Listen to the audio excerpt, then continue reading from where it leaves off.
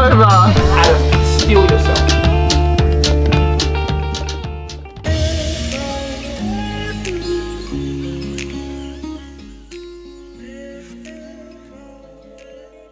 I want to tell you a story.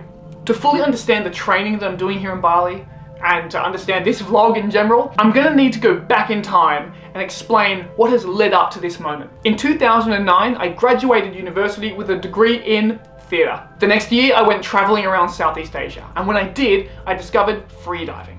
I loved it from the absolute beginning, but I wasn't actually very good at it. I did a few courses and then enrolled in a master program in Koh Tao, and me and 3 other guys spent the next 4 weeks training together. The issue with this master program was that there wasn't a lot of supervision. So every day we would go out on the boat, use the logistics, but we were rarely with an instructor. It was mostly just me and these 3 other guys diving together every day. Out of the 4 of us, I was the least natural, the least talented, and I started to feel a bit of a competitive drive building up in me as I was training there. I think we all felt it. There were 4 guys all training together, living together. It's just kind of what happened. And I got very accustomed to pushing myself and experiencing dives that were challenging and hard.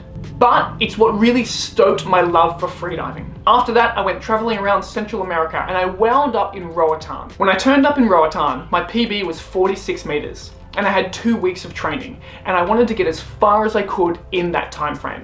By the end of the 2 weeks, I had reached 69 meters, a huge progression, but almost every single one of those dives, that dive from 46 to 50 and 50 to 53 and 53 to 57, they were all uncomfortable. They all felt hard. I felt panicked at the bottom and the ascents felt terrible. But I always had the ability to equalize. And so I could always just take myself to wherever I wanted to go, and nobody at the time stopped me or told me that there is another way to dive or told me that diving like that is a bad idea. By now, I was getting reasonably deep and I thought I should take this seriously. So I went to Dahab to continue my training. I entered my first competition, but I continued to dive in the same manner that I had done from the beginning. I continued to push myself. I continued to do dives in which I felt stressed and uncomfortable on the way down, on the way up. I honestly did not know any better. I honestly thought that's how people dive. And so I just kept going. The following year, I went back to Dahab to train. And for the first time, I felt all these scars from these bad dives catching up with me. I spent almost a whole year training in Dahab and I barely progressed my PB. In fact, in many ways, I went backwards. By this point in time, I knew that something was wrong. I knew I needed to change something. But a good friend, Dean, sent me a message out of the blue saying, "Hey, why don't we go to Vertical Blue next year?" And I thought, that sounds exciting. And so without any other work or thought to reshape or reconsider my diving, I went to the Bahamas to dive in the world's best freediving competition. In that competition, I felt like I did really well. I set my first national record for Australia, I progressed my PB in constant weight, but the issue is that every time I did a dive within about 10% of my PB, the dive felt stressful. The dives felt horrible. I was not enjoying them at all. This pattern continued at all the competitions I attended. Colombia, the Bahamas again, Dominica, back to the Bahamas. The issue is that I was experiencing success. I was becoming well known. I was starting to make a living as a freediver, which to me was just crazy. I never expected that to happen. And so I just kept diving in the way that I knew was successful, even though any time that I went within 10% of my PB, I was having a horrible time doing backflips in my mind, negotiating with myself, trying to force myself to do the dives. I used to say this thing to myself. I used to be breathing up on the line, getting ready for a deep dive. And I would say, "Adam, steel yourself," like as if to cover myself in steel, to make myself hard and go and do the dive. And it was what I would say to myself to amp myself up or to lock myself in to make certain that I would do this dive that I was not looking forward to, that I knew was going to feel bad. Then I met Erin and I feel like I settled down in my life quite a lot. That year, I went to the World Championships in Roatan, the first location in which I have vivid memories of experiencing bad dives. And I couldn't bring myself to do a deep constant weight dive. I couldn't bring myself to dive deep with the monofin. By this time, I knew that I was not going to be able to dive deeper unless I changed something fundamental about my diving. And so the following year before Vertical Blue, I went over to the Gili Islands to train with my good friend Mike Board, and I spent a few weeks with him just diving, reworking my technique, trying to feel something different in my dives. And I made a lot of progress, but not quite enough, because when I went to Vertical Blue, I found as soon as I put that monofin on, as I was free falling, I was filled with dread and just horrible, horrible feelings. Every time I would free fall, I would be drawing upon all the memories of all the bad dives I've had in the past. I did find though, that without the monofin, doing free immersion dives, I was able to genuinely bliss out and enjoy those dives. And truly, for the first time ever, I'd been able to do PB dives that from the beginning to the end felt beautiful, that felt completely easy and magic, and that I just loved the experience.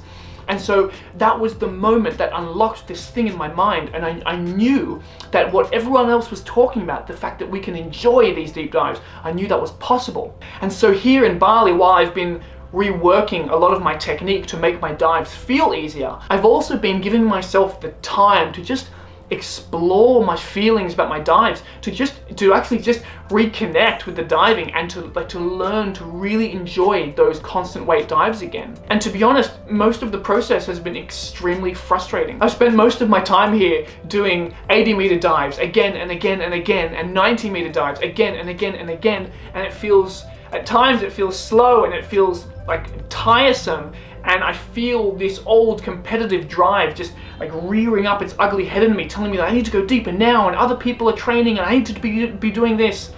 And I've been able to push all that aside and just focus on the sensations. And for the past few weeks, the dives have just felt beautiful, and I'm doing deep enough dives that all my previous experiences with that dives of that depth felt bad, and I'm doing them now and they feel beautiful and easy. It's been the most valuable training period of my life, coming here and just diving for myself, truly diving for myself for the first time with no consideration of anyone else. And I'm very happy. And that was story time. Hello guys, we are here in the platform with Adam. Today he's gonna do his 95 meters, and of course he's gonna make it amazing. It's gonna be a beautiful day. Yeah, and we're gonna be there to carry him back to the surface, but just looking at him. These are my angels. Yeah, we are the cheerleaders, you know. We are the, we are Adam mermaids. Yeah.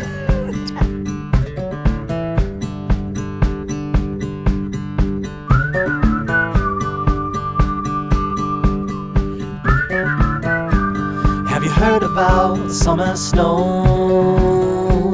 When it falls on you, your blood runs cold. But don't you sweat your pretty skin, 'cause it melts away for it sinks in. And you dream about this very night, when the moon runs down the summer sky. Could it be the morning of the spring, when the sea runs dry and start to sing? Have you heard from the sky all about it? Down the river, high tide flows around it. Through the whispers of pines, I hear them sing. The more you love, the more you live. That was very nice. So that was, okay, just did 95. That's the deepest I've gone here so far, and it felt super comfortable. So the new equalizing is working, everything just feels great, you know what I mean? I feel okay, so obviously I was trying so many new things, and then it was making dives that should have been super easy, really tough and feeling weird because it's just new sensations, right? And so now is the first time I feel like I'm able to get to a reasonable depth with all the new techniques, and it's just I'm pretty happy. I'm a bit tired, but I'm pretty happy. Oh, it's paid off. It's really paid off.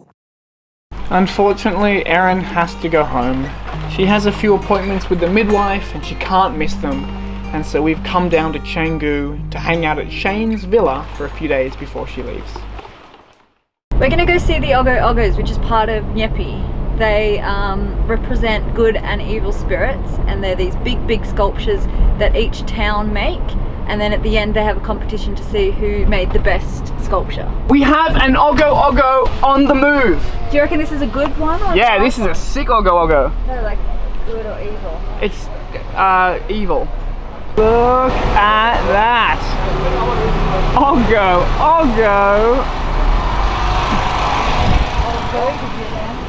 What was that? Say that again, Aaron. He said, "Oh, go, you didn't." Ogo, you didn't. That's it.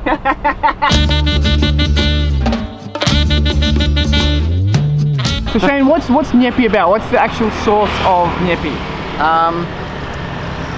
I think, if I'm not mistaken, that on Nyepi is a silent day in Bali, so all the lights have to be switched off, especially in the nighttime. During the day you're not allowed out of your house, everybody has to stay indoors and be really, really quiet, because all the evil spirits come and fly over Bali to check if anybody's around, and if they find out that there's anybody in Bali, they're going to come and haunt the island. So they come on Nyepi, everyone's hiding inside. They fly around and they don't see anybody, so they go back over to Nusa Penida, where they live for the rest of the year, and then they don't bother the Balinese people. I've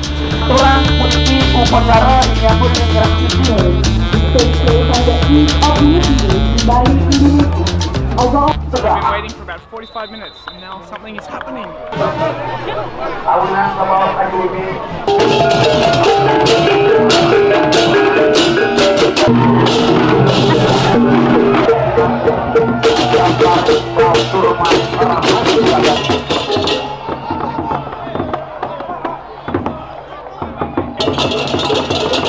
Yeah, that's the Ogo festival. So we're trying to get home and there's another Ogo ceremony from a different town blocking up all the streets, and so we're getting stuck between all these Ogos.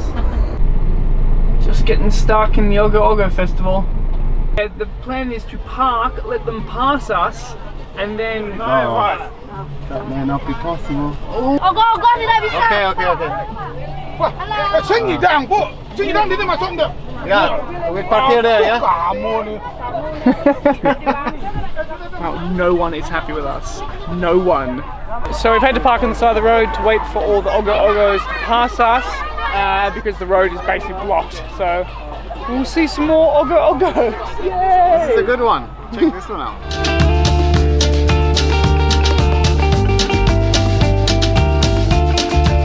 We're finally free. Wowzers. Wow, we made it out. That was hectic. Yeah. It's not over. It's actually still going. Oh my gosh. And we're back to making videos. To be honest, Erin left about a week ago and I haven't done a single thing since she's left. I've just been like diving and hanging out, and I haven't filmed at all. So I gotta start now, I gotta stop being lazy. It's been really nice. Like when I'm not diving, I mostly just hide in my little room here. This is where I'm staying. It's a wooden building. Erin insists that we stay in wooden buildings from now on while we're in Bali, because she's been traumatized by the earthquakes that we had when we were here last. Oh, by the way, these are the things I have on my wall, just so I never forget. These are like my little affirmations, so I never forget that I am an absolute weapon. And you know, there hasn't been any fun diving in this vlog, so I am gonna just throw in some footage from a new dive site that I'd never been to before from a few weeks ago, called the Pyramids.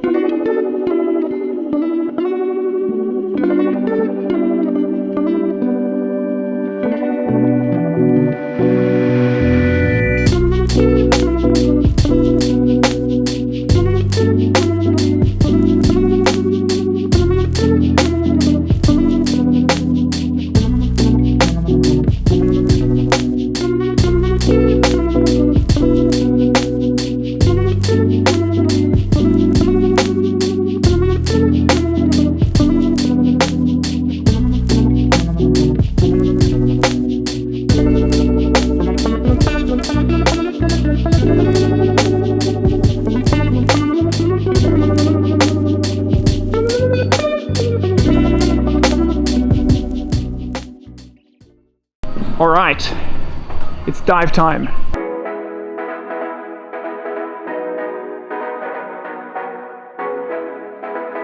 26 meters today.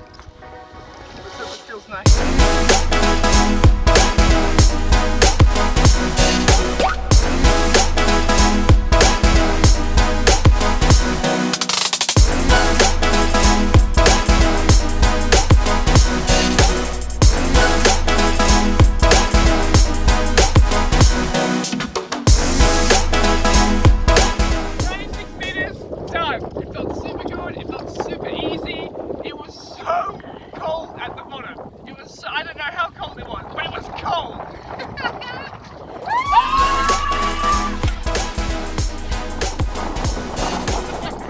I'm super stoked. I feel like, you know, every time you go away to train, you've always got like a plan in the back of your head, right? And it doesn't always come to plan, like it doesn't always come into fruition. But I feel like I came with a plan here, which was just change everything that wasn't working and spend the effort to do a bunch of repetitive dives to depths that would usually scare me. And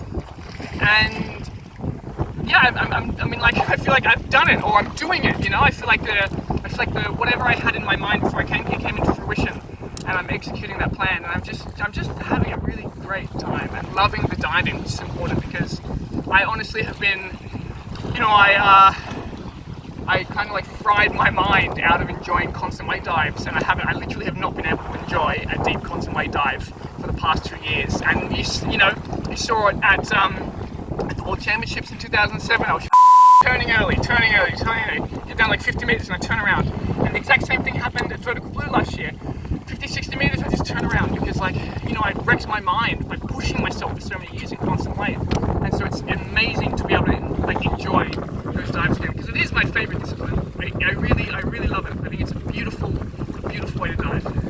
Thank you so much for watching, guys. Don't forget to subscribe by pressing this little circular thing here and turn on your notifications. Also, check out this video because I think you'll like it. Or this video, because I think it's pretty good too.